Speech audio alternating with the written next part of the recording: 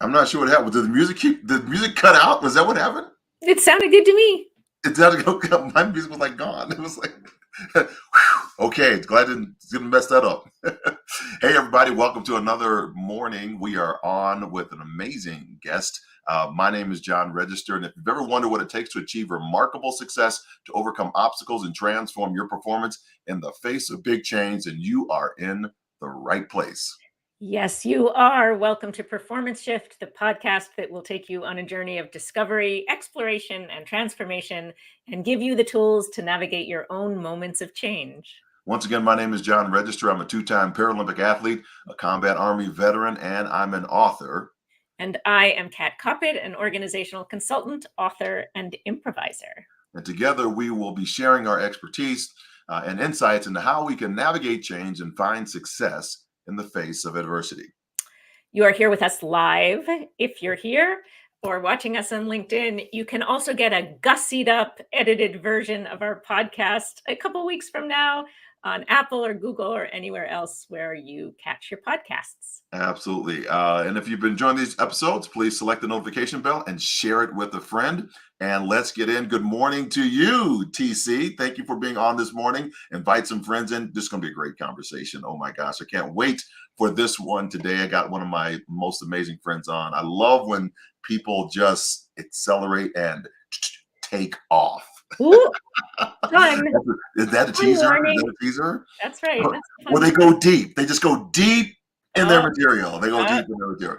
We're going to talk about a lot of that. He's a commercial airline pilot, motivational speaker, TV personality, U.S. Air Force pilot. Woohoo! Thank you for your service, sir. And a member of the greatest fraternity ever, Omega Psi Phi. And he's the father of Kathy. He has the daddy-daughter donut dates with his daughter, Lena, and has been on the History Channel as a subject matter expert on 2 occasions. And wow, talk about shifting performance. He has just landed his jet and made it in time for the show. So please welcome the one, the only, Jason O'Harris. Woo! Good morning. Good How morning, you guys doing today? Indeed, it is a fantastic morning. Yeah, I hope you're doing well. So where in the world are you, man? I don't have to say that, but oh my gosh, like you're just jet setting. Yeah, so I am actually in New York City this morning after landing from a nice long night of flying from Sao Paulo, Brazil this time around. And then I'm tomorrow night, I'm off to Barcelona, Spain. Oh my gosh. Can I go? I want to go. Come on, let's go, man. There's some room. So if you were to begin to tell your story, because it's so vast. What would you think the most significant moment for an audience is to know? Wow, the most significant moment, I would say, man, I honestly, I don't have an answer for that, John. And the reason I don't have an answer for that, because I would be depriving other moments if I named one more significant than the other, right? And so, being a spouse, that is very important in my journey. Being a father, that is very important in my journey. Going through Air Force pilot training, that established some foundational pieces, but then backing it up from there, going to the Air Force Academy, that was a big deal. But even backing it up there, literally growing up in the inner city streets of Oakland, California, those days were critical to who I am as a person. So I can't necessarily give one specific moment more credibility than the other, because they all work together in cohesion to allow me to be the person I am today, to show up in the way that I show up every single day in life, in business, on TV, with my family, with my daughter, with my wife. All of those things, they work together, man. So I can't necessarily put one in front of the other, unfortunately. No, it's not unfortunate. That's a great answer. It's to try to sum up who we are in one moment it is an impossible question, because we are the sum of the moments that we've had before us. Every moment should have taught us something else. You went on, when we were first meeting about, you were just thinking about this transition you were going to make, right? From Air Force, how do I go into civilian world? And this was like way before you even retired from the Air Force. So a lot of people, they get to the end of their career and then they start thinking about, what's my next step? you were doing this at least 7 years prior to leaving the Air Force. So in that moment, what was going on in your head, and what caused you to think about that transition, that quote unquote performance shift that you were going to have so far in advance? You know, John, as you're asking that question, one of the things that comes to mind is this particular loadmaster that I flew with. And I remember he was a loadmaster on one of my first combat deployments in the C-130, and he had joined the Air Force right out of high school. And while we were on that deployment, a couple of times he mentioned how afraid of retirement he was. You know, he was a year out from retirement. I remember saying, Scotty, you know, man, what's the deal? You knew this moment was coming 19 years ago. And he says, yeah, but I didn't plan for it. And he says, I'm so afraid of what's on the other side, and I don't know what to do. And I don't know if I can get out, or if I want to get out, but because I'm afraid. And so I think about that moment in terms of the transition. For me, one of the things that was a driving factor, and it's kind of shifted, you know, in terms of my mindset, is I never wanted to be poor again. You know, I grew up, I have no idea how my mother made it work, but I remember growing up watching her trying to struggle, trying to make ends meet and trying to put food on the table and making certain that her kids were taken care of. And so for me, I never wanted to experience that.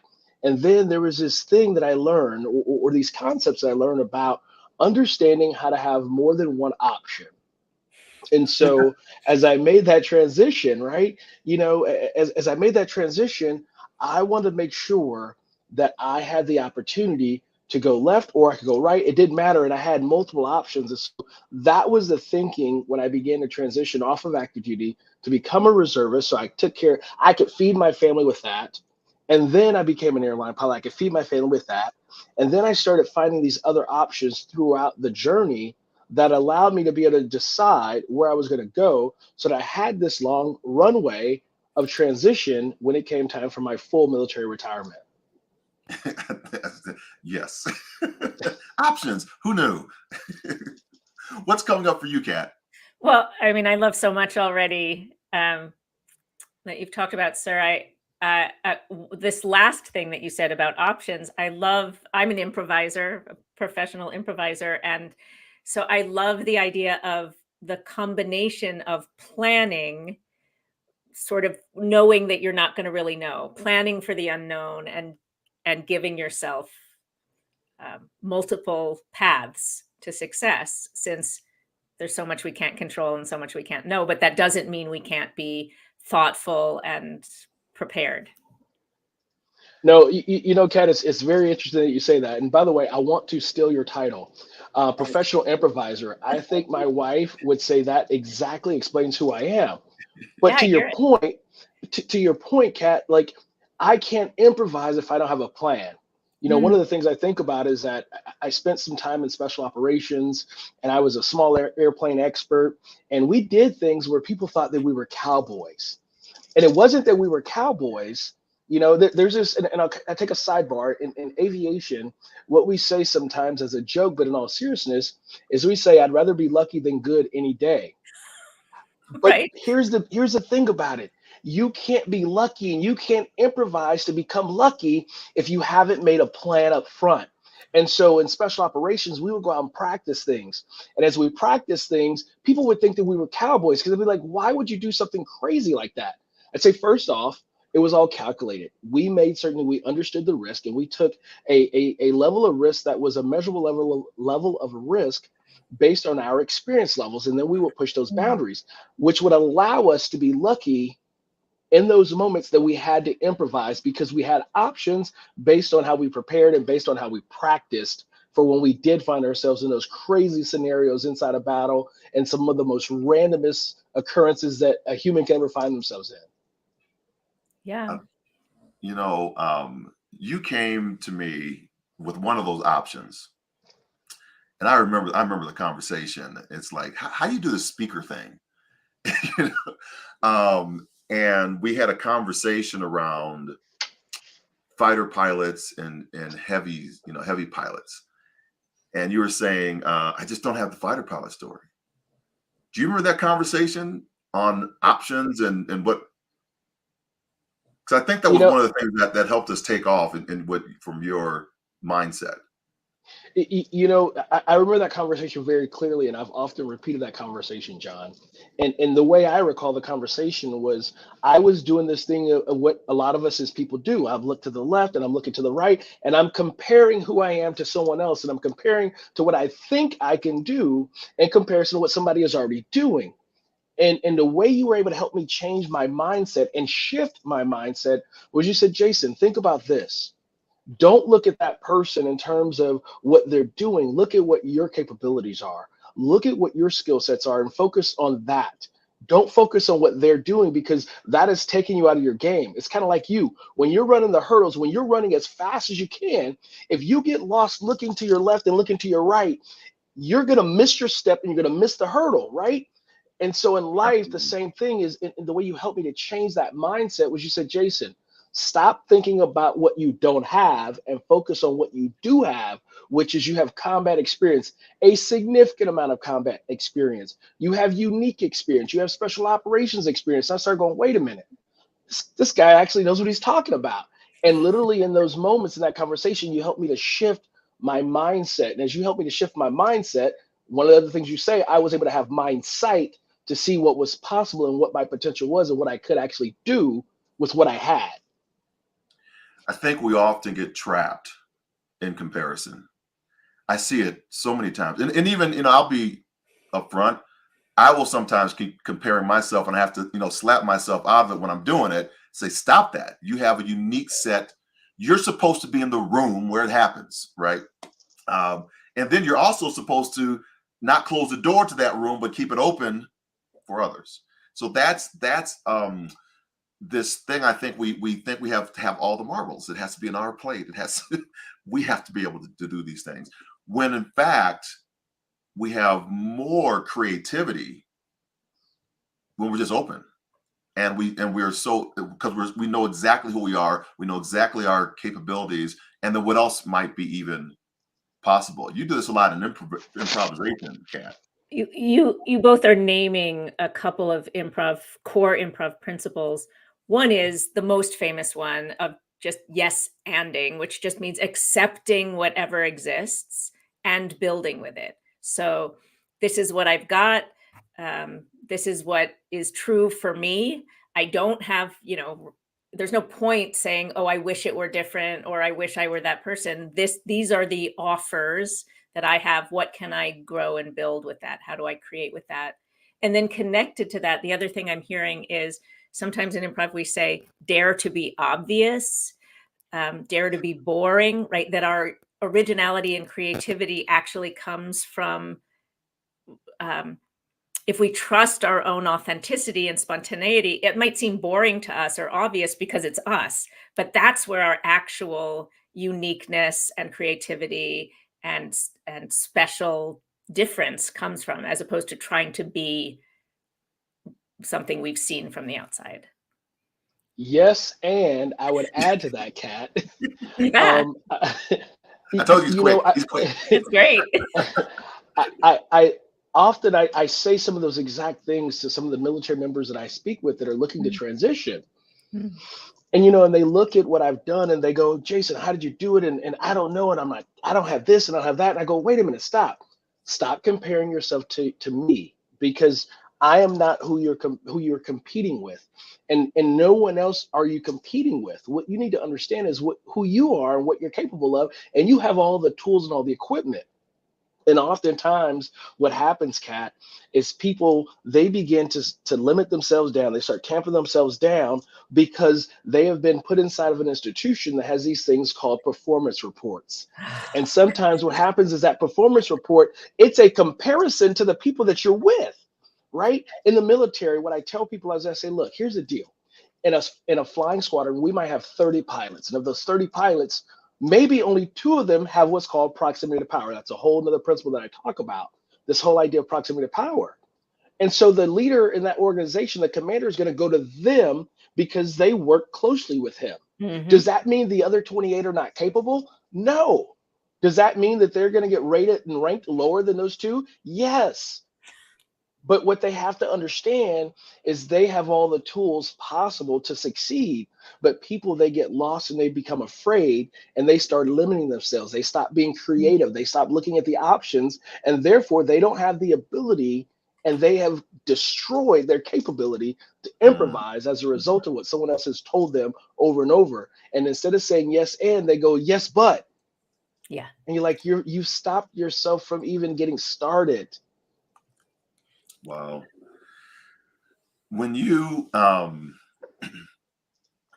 began the kind of this journey and you started giving yourselves options, you started seeing options inside the options. Yes. And so I said in the introduction, you've been on the History Channel twice now.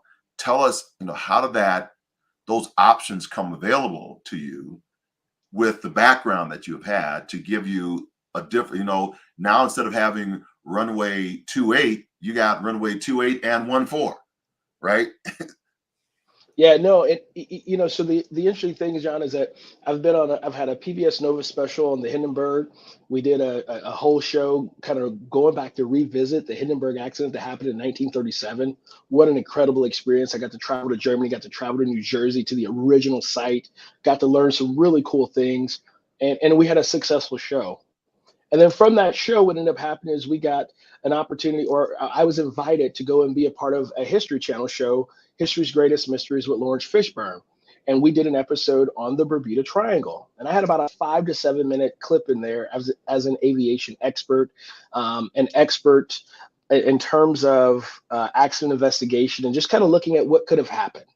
That then turned into a TV show. They gave us 6 episodes for season 1 of the show titled Bermuda Triangle Into Cursed Waters. And then now we just finished filming season 2. We just had the premiere last week of the show. It did very well, right behind the Curse of Oak Island. And fingers crossed, we'll get a season 3. But to your question, John, what ended up happening was I made the decision to put myself out there. And we know that kind of what you were talking about, Kat, that idea of authenticity. Sometimes we're afraid. Sometimes we're afraid to be ourselves. Sometimes we're afraid to be the boring or what we think is boring, what other people think is incredibly exciting, right? If I talk to other pilots about flying stuff, we're like, oh, that's just normal. But when John Register gets in the cockpit with me and flies a Cessna 172 and we find ourselves in weather, he's like, oh my God, that's the most exciting, crazy thing ever. True story, Yes. right? And I'm glad I got a pilot that's in there that can go to No kidding. Jason, get us out of here. And so what happened was I decided that I was going to unleash myself from being afraid. And I remember one of the first videos that I put out. I remember putting this video out on YouTube and getting trolled by somebody that I know I worked with before. And I know that I worked with this person because they said some things that were very identifying to the community that we existed in, which was a very unique community. And I remember it hurt and cut me to the core that somebody from this unit would say something in the way that they did. And I thought about it and I says, man, at first, there's the anger that sets in and then the aggression and then the retaliation. I want to find out who this person is. I want to find out who this keyboard warrior is, who this coward behind the keyboard is. And then I thought about it. I says, what good would it do me to find out who that person is? It would do me absolutely no good. How much energy would I expend trying to figure out who that is? And it would be wasted energy. And so I set that aside. I continued to put myself out there. And there was a casting call and there was a military speaker community that I was involved in. I wasn't very active in the community. And someone put out in the community, hey, we're looking for this type of profile. And more than one person threw my name in a hat and said, you guys got to check out Jason. So I was on a layover in Bogota, Colombia, got the email. I called the guy and said, hey, I saw a message from you, just returning your call. And from there, it kind of just took off and it now has had a life of its own. But it started with me being authentic and me choosing to put myself out there and not be afraid of what could possibly happen by being public with my persona, if you would. I want to tag on that. I want Kat to come back because I know she's chomping the bit. She got a question. The tag on this is you're doing this while you're on active duty. So think about that, folks. You're doing a job and another job comes available and you do it. That's That's significant. That is significant. Let, Go let ahead. me Yeah. let me just add before Kat jumps in there. Let me just add a slight tweak to that, John. I was no longer active duty. However, I was actively serving as a reservist As and a reserve reservist. member, but I was on active orders for quite a bit of time in this period. And so I have amassed enough time to have an active duty retirement. So to add to that, I was an active serving reserve member. I was an active airline pilot. And then these opportunities kind of came along.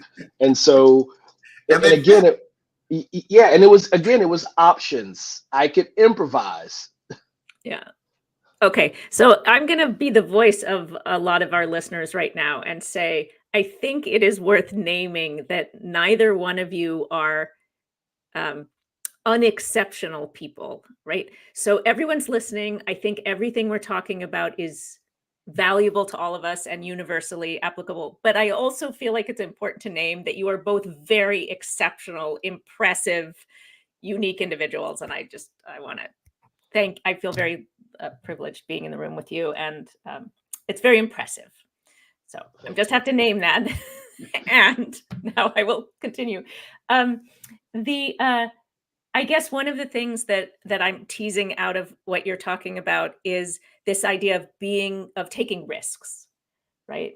Of being, I already see you laughing and smiling. So maybe I don't even have to ask more of a question. Talk to me about the willingness to take risks and what it takes to do that. You know, Kat, the idea of risk is a lot of people are afraid of risk. And what I say, you know, there's a story, and I've got to research it to find the specifics, but suffice to say, it's the 10% truth rule is in effect now. And so the story goes like this. Do you know how you catch a spider monkey? The way they catch a spider monkey is they take these little cages and they put the cage over these a pile of nuts, right? And so the spider monkey, his hand, it could squeeze into the little gate, into the little grates or whatnot, and it could pull out a nut at a time. But instead, it grabs the whole handful and it pulls it back, but it can't pull his hand back because his hand is full of nuts. Because of that, they're able to come and grab the monkey and take it away, right? But imagine if that monkey just took one at a time, he could pull all of them out and go on about their merry way. And so I tell that story a lot of times because what I tell that story is to drive home the point that in order to gain something, we have to be willing to give up something. In order to gain something, we have to be willing to give up something. And sometimes risk forces us to give up something in order to gain something. And so when you take a risk, you now have to choose consciously to give up safety and security. And oftentimes we are so comfortable with the safety and the security that we're accustomed to. You know, so often we're very secure in a steady paycheck. We're very secure in knowing where the next promotion is going to come from. All of that, I could go on and on and on. And for me, for whatever reason, Kat, I have no idea how it came about over my lifetime, but there were people that were planted in my life along the journey that showed me that it was okay to take a risk. And they would say certain things like, what's the worst that could happen? You know, and I tell my daughter this. Sometimes she's afraid. I go, honey, what's the worst that could happen? And once I was able to shift that mindset, taking risk became easier. But again, I go back to that special operations mindset. They are calculated risk. I don't just go out there and burn the ships. A lot of people, they believe in just burn the ships. No, stop, time out. No. I'm not a burn the ship kind of dude. I am a calculated risk-taking kind of person. So when you see it, it looks as though, man, this dude takes all kinds of risk. But what you don't understand is that I got a second, third, fourth, fifth, sixth, up to a 10th option in the event that this domino goes wrong and these fall and these fall and these fall. I have options and I have backup plans to the backup plan to the backup plan so that that risk is a calculated risk and not just a random risk of stupidity and ignorance. And in service of what I've heard also from you today is you're very clear about your goal, right? I care about my family. I want to be able to support them. I want to know how I'm going to do that. Like there's a vision that then allows you to decide when to take risks or not. Am I getting that right? Absolutely, Kat, because, you know, I remember looking at John and he told me about this speaking thing. And I thought, well, what are you talking about, man? And then he started opening up and I started meeting other people and learning about all these things and these opportunities. And then I was getting involved in the community and all these things were happening. And then my daughter came along, and what an exciting time to have my daughter come along. And my wife said, honey, you know, your life is going to change. And it took time for me to process what she really, really meant. And while I could have just taken off and just said, you know what, I'm going to go for the gusto. I want to do X, Y, Z. I want to do this show and that show, and I want to do these speaking opportunities. I could have taken over the world in my own mind. But what would have happened had I done that? I would have forsaken my family. And so with that, to your point, Kat, you know, there's a verse in a book that a lot of people like to read on a regular basis. And it says, what does it profit a man to gain the world and lose his soul?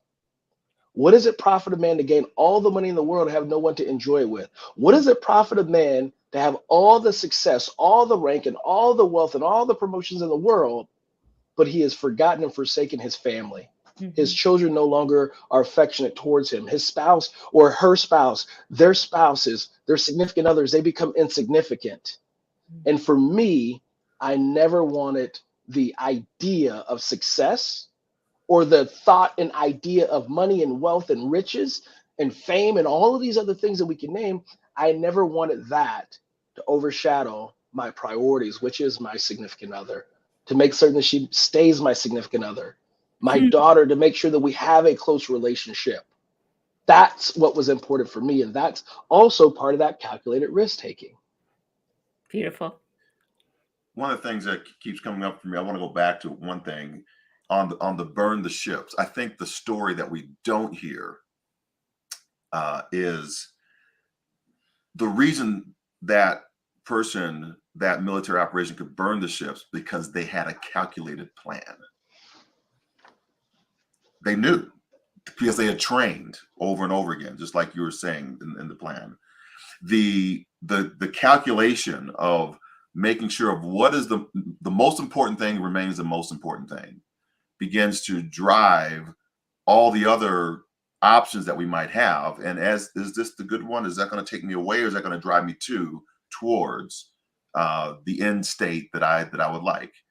With Alice and myself, we thought her becoming a flight attendant was going to separate us. Now we just make wherever she lands home, right? And so there's just different things that open up and can come together because of it. We can take the entire family someplace now and have a beautiful memories. So we make these amazing memories. And if we're just able to do that, it was my daughter, Ashley, who taught me this with the story I won't get into. But she showed me that, and it's become one of my values, a hard yes versus an easy no. I love that. And yeah, it's incredible. Of what happened, what could happen, what's the worst that could happen if I just say yes? Right. And I love that. Cool. We're getting to the top of the hour. There was something else. So was there something else we wanted to jump in? Kat, did you have something for Jason? Well, I kind of want to ask about daughters and donuts. Yes. Because we've been talking about family. So yes. So just anding your goals and your family together. So tell us about that. You know, Kat, one of the things, what I'll follow up to kind of what we were just talking about, is that in life, we have to be intentional. In risk taking, we have to be intentional.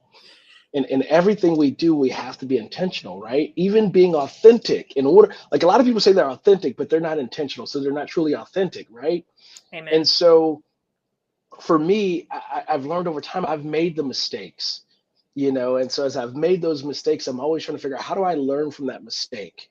You know, when I have a bad landing in the plane, then we kind of go back and we debrief, and then we try it again. And sometimes in life, we choose to not debrief it, and we choose to not learn from it. We choose not to try it again. And so for me, I wanted to make certain that in everything in my life, I wanted to be intentional, especially with my family, with my wife, and with my daughter. And so my daughter, I was finishing up my second master's degree with the Air Force, and my wife, her and my daughter, they flew out to Philadelphia, and we go to this place, I think it's called Reading Market. And they got some amazing food in there. So we come upon this really cool craft donut spot, and my daughter's 2 years old at the time, and we hand her a donut, and she just licked all the sugar off the donut, and she was just poof in heaven, right? and so then we come back to Colorado Springs, and this new donut shop opens up, and I had this bright idea. I'm going to take my daughter on Friday mornings before we go to the daycare. I'm going to take her to the donut shop. That gave her and I some daddy-daughter time. And it just turned into this thing. I would post a couple pictures about it just for fun, no big deal, right? And it started turning into, people would ask me, say, hey, show us some more pictures of your daughter and the donuts. And it just became this daddy-daughter donut thing. And so what I'd like to talk to people about and kind of impress upon people, Kat, is that in order to create trust, right? Everybody says, just trust me. Trust is not automatic. In order to get to trust, you have to back it all the way up to connecting with somebody. In order to connect with someone, you have to communicate with them. And so you communicate with them, that creates a connection that then leads to accountability. Once you get that connection, that commitment, that accountability, then you can bridge the gap to trust. And I knew that that's what I wanted to do with my daughter, because I know I only have her for a few short years in this lifetime. And if I don't create that level of trust now, then she won't have the same relationship with me like my wife has with her father. When we first met, her license plate holder said daddy's girl. Aww. And she said, I'm a daddy's girl. You got to understand that. I says, I love it. And when our daughter came along, I said, if my daughter feels half as affectionate towards me as you do to your father, then I will have done a good job. And so that's the goal I'm going for. It's not a competition, but that's what I'm intentional about. And that's why I do the daddy-daughter donut dates. Brilliant. I love it. And it's daddy-daughter donut dates before daycare. Love the alliteration. There you go. Jennifer Holden, oh my gosh. Thanks for being on. She's an incredible human. She says, wonderful, hard yes versus easy no, authentic and intentional risk. Exactly what we need to be doing. One more thing I want to share before I know Kat's got a improv game for us to do, because that's what we love to do as we begin to wrap these shows up, is you have a whole business now that is on trust, no fail trust. You have it, and I just want you to explain to our audience what that is, maybe how it's come about and what you do with this to change the environments of the companies, corporations that you are speaking to. Yeah, so thank you for that opportunity to speak about that, John. The No Fail Trust framework, it's the idea of creating cultures of commitment, accountability, and trust. And we do that through the No Fail Trust framework. That is trusted training, trusted processes that then allows you to empower and trust your people. You see, oftentimes in organizations, people will say, here, go out and figure the job out. They'll give you the regulations or they'll give you the training manual, and they don't provide you with trusted training. When you create an environment that has trusted training that has been validated, and you support and back that up with trusted processes like standard operating procedures, checklists, things that we do in the military and aviation, especially flying airplanes, then it changes the dynamic. And now that person, you now can truly empower them. But a lot of people, they're trying to do it backwards. They're trying to tell people to just go figure it out, and they are empowering them, and you're actually setting them up for failure. And now they're sitting in the corner and they're afraid to fail. They are afraid to try because they don't have the right training and they are uncomfortable, which then leads to imposter syndrome, leads to psychological safety issues, and all other types of issues within an organization. And then one of the biggest things that I love telling people about is making a conscious choice, no matter what your role is, no matter what your title is, of you get a choice each day to be a boss, a manager, or a leader. And you have to earn the title of leader every single day. Yeah, right. Steve Pernick says, should trust come first? So there's different types of trust, Steve. There's this idea of the basic employment contract is if I'm the employee, I trust the employer to pay me, and you, the employer, you trust me to do the work. That's a basic level of trust, right? And then we start getting to a level of trust as far as our skill sets. And so that's the basic framework of no-fail trust. Training, process, then empowerment to trust the person to go out there and execute the job. that young person in the back of my airplane, I tell a story about a loadmaster when I'm getting ready to make the perfect landing in combat, and I have the office view, I have the window view, I'm the CEO of the airplane, and that young 17, 18, 19-year-old fresh out of high school young person, they tell me, the CEO, the guy with the degrees, the guy with the pilot wings, they tell me to go around, meaning I no longer am landing the airplane. I add power and I make an escape maneuver and I get away from the ground or whatever was dangerous to us. And it's that young person who says, I was able to see something that you were unable to see. Well, I can't trust that young person if I haven't given them the training, given them a process, and make sure that they have these different skill sets that are necessary to be able to tell me that, for me to trust them and then to trust that I'm going to do what I say I'm going to do. So yes, trust comes first in the basic employment agreement, in the basic connection agreement, but there's a whole higher level of trust. When failure is not an option, that's where no fail trust comes in. That plane landing in a combat zone with 60 Marines or 60 Army soldiers in the back, we cannot land, we cannot fail, because it would become catastrophic if I fail to listen to that loadmaster and I fail to trust them and they fail to trust me. And so all of these things are stepping stones towards the ultimate level of trust in an organization as well as between individuals. Awesome. Hanging out with Lieutenant Colonel Jason O'Harris. Thank you for your service, sir. And Kat, what do we got? Oh my goodness. I want to talk forever. It's so delicious. And I feel like maybe we're talking about collaboration and trust and co-building, right? I feel like maybe we should go back to a classic, John, and tell a word at a time, yes and story. We've talked about yes and today. So here's what we're going to do. We're just going to create a story together. Maybe we can get a suggestion of a title if someone's listening. And someone's out there listening. Give us a title. Give us a title of a story. Give us a title of a story. I see Steve's been in there. Tracy's in there. Tracy France. I see your questions that are coming up. We'll get to those in a second. Steve, by the way, is a brilliant professional improviser. Steve Pernick. Oh, Steve. All right, Steve. Steve, you've been called out. Give us a title of a story. And then what we're going to do, we'll give them a second to figure out what that is. And while we're waiting, we can say that here's how we're going to do this. We're just going to tell the story a sentence at a time. So I'll start, then we can go to you, John. Then we'll go to you.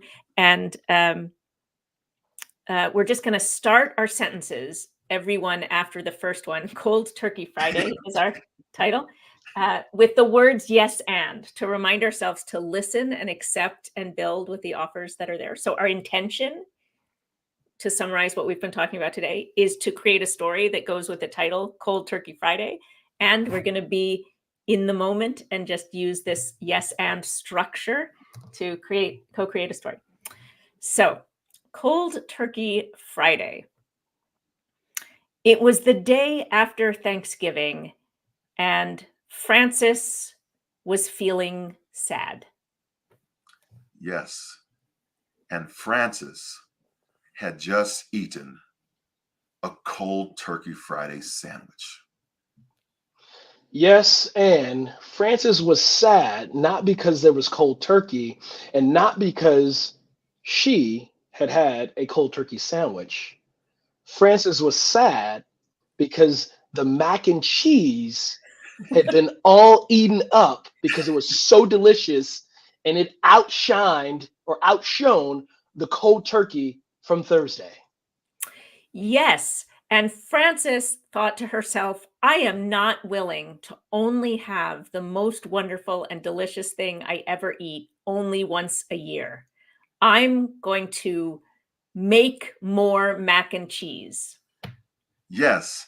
And Frances, she went into the kitchen and she got the bowls out and she got the flour and she went to the store and she bought more noodles and she began to work to create the best mac and cheese with the Velveeta and the nacho cheese inside of this bowl, mixing it together so that she could have the best mac and cheese ever on her Cold Turkey Friday.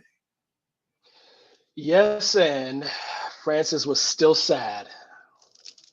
And the reason Frances was still sad was because she didn't have Patti LaBelle's 7-cheese mac and cheese recipe that was lauded by the Oprah Winfrey.